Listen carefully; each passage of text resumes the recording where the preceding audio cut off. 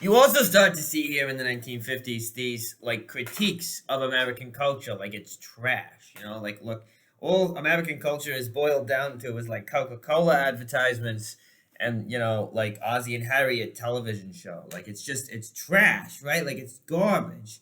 And what do Americans have to show for it around the world? Like no, it's all just profit generating, right? It's a cynical business thing. There's no real high culture. There's no pursuit of true art. What is true art? Like the pursuit of authentic human truth. Well, there's none of that happening in America. Okay, well, look. First of all, here's the thing. Well, there was that happening. There was high art happening in America. There was great film and plays and music that was produced in the 1950s. Absolutely, okay.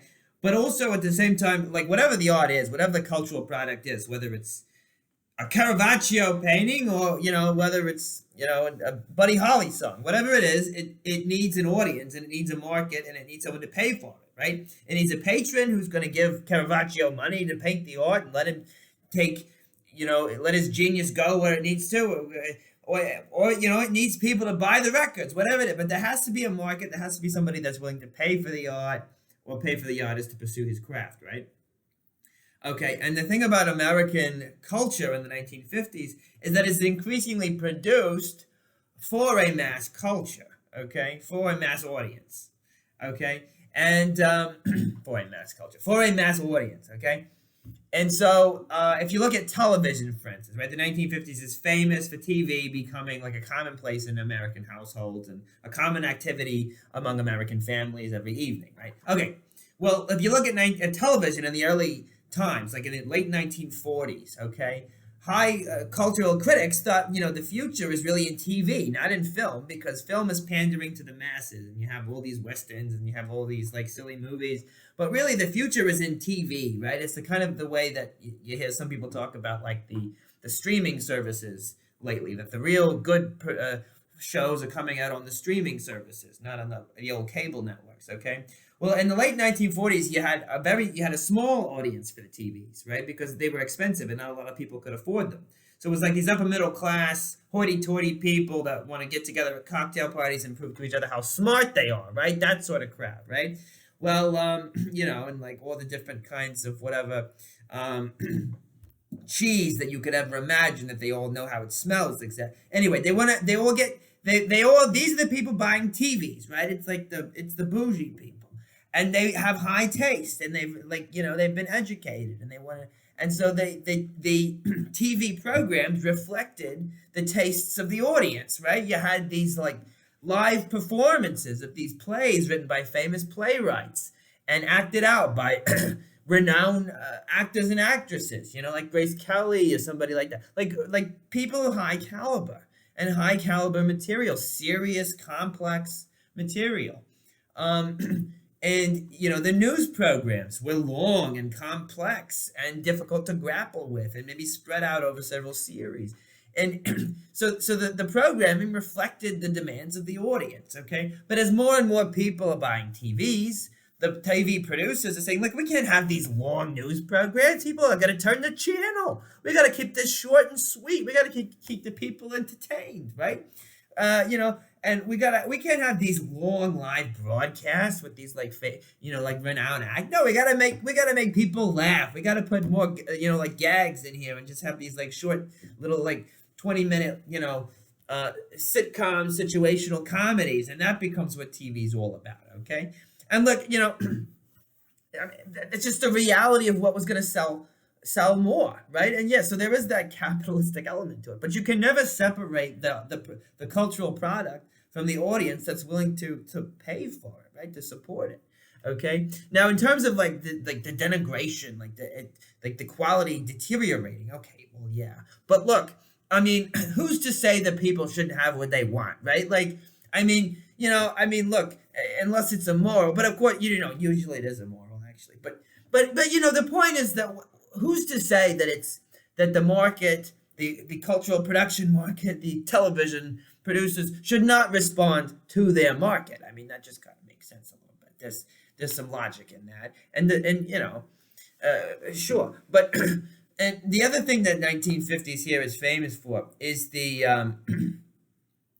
the rock and roll, right? And this depends on particularly on the market of teenagers, right? This group of people that, young people who have a little bit of spending money, right? They work at the McDonald's, or they, maybe they have an allowance from the parents, from the father, whatever, and they have a little spending money, so they go out and buy a record on the weekend, or they go, and buy a ticket to a live performance. And rock and roll kind of begins about 54, 55, but it takes off about 57. And it would never have taken off if you didn't have all these teenagers willing to buy the records and stuff, because the older generation thinks it's depraved, right? They think it's just grotesque and it's arousing of base and dangerous instincts. And nobody is more alarming than Elvis Presley, who is dancing is horrifying to the older people. And the effects that it's having on the girls is horrifying for the parents to look at, with the emotion of the screaming that they're doing. And they're like looking at this and they're like, look, well, maybe these psychologists were right. There's something going on here.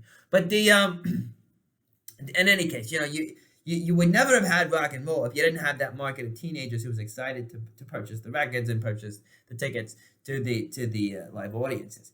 But what it shows, too, is that there's this group of people, young people, who are differentiating themselves from their parents. They're willing to choose art that their parents don't approve of, right? And spend money on it. And to define their interests apart from the parents, okay?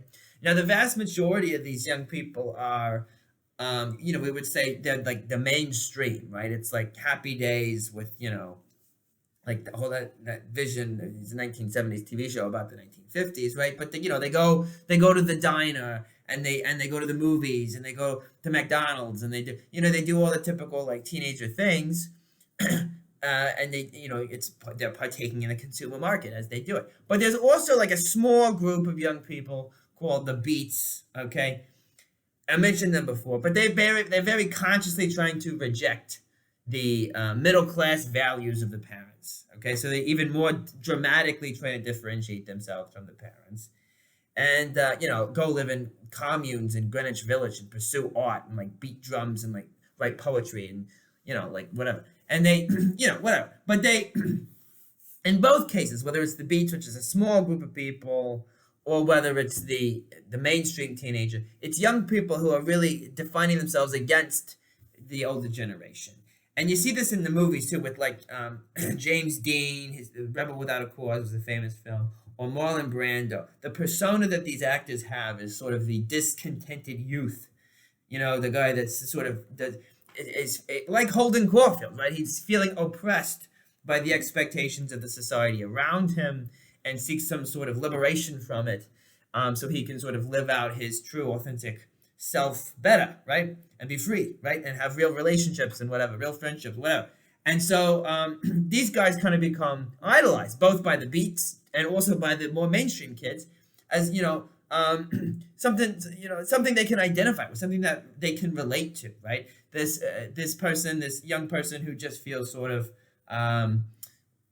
dissatisfied with the expectations set by the parents, okay? And this kind of thing is going to become more widespread, really, and more powerful and more influential, ultimately, in the long run for our culture as a whole once we get into the 1960s.